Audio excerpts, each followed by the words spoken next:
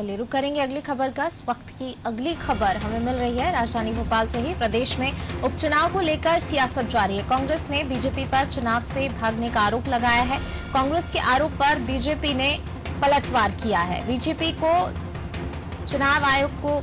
नहीं, चुनाव आयोग को तय करना है चुनावी कार्यक्रम। बीजेपी वर्चुअल रैली के जरिए उपचुनाव की तैयारी कर रही है, तो कांग्रेस बिना मैदान में जाए जीत का दावा कर रही है। तो प्रदेश में उपचुनाव को लेकर सियासत जारी है। कांग्रेस ने बीजेपी पर चुनाव से भागने का आरोप लगाया है। कांग्रेस के आरोप पर बीजेपी ने भी पलटवार किया है। बीजेपी को नहीं, चुनाव आयोग को तय करना है चुनावी कार्यक्रम।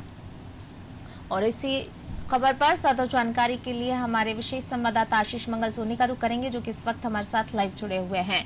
आशीष जी, प्रदेश में उपचुनाव को लेकर सियासत लगातार जारी है, लेकिन अब जैसे जैसे उपचुनाव को लेकर एक बार फिर तैयारियां जिस तरीके से बीजेपी ने तेज कर दी है, तो सियासत भी अब और ज्यादा तेज हो गई है। वार पलटवार भी शुरू हो गया है दोनों पार्टियों का एक दूसरे पर।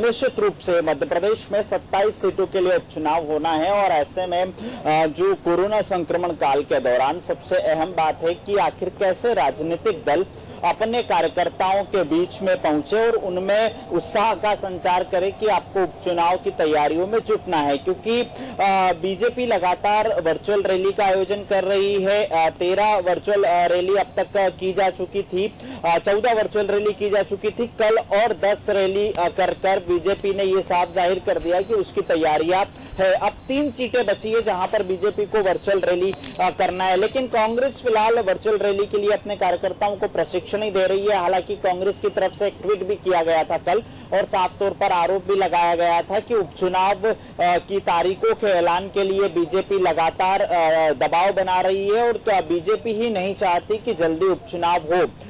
इस पर पलटवार करते हुए मुख्यमंत्री शिवराज सिंह चौहान का साफ तौर पर कहना था कि बीजेपी चुनावी कार्यक्रम का ऐलान नहीं करती है, चुनावी कार्यक्रम चुनाव आयोग तय करता है, और जब चुनाव आयोग तय करेगा बीजेपी तब चुनाव मैदान में जाएगी और जीत हासिल करेगी। इसके बीच में कांग्रेस की तरफ से मीडिया समन्वयक नरेंद्र सलूजा का बयान भी निकलकर सामने आया। उनका साफ तौर पर कहना था कि जिस दिन उपचुनाव हो जाएंगे कांग्रेस फिर सत्ता में वापस आ जाएगी। हालांकि क्या कुछ होगा उपचुनाव में, क्योंकि नादी टीवी लगातार अपने दर्शकों तक अपने खास कार्यक्रम सत्ता के फाइनल के जरिए एक एक इन विधानसभा सीटें जहां पर उपचुनाव होना है वहां की एक एक खबरें अपनी जनता तक, अपने दर्शकों तक पहुंचाने की कोशिश कर रही है कि वास्तव में ये 27 उपचुनाव होंगे, यही सत्ता का फाइनल होगा।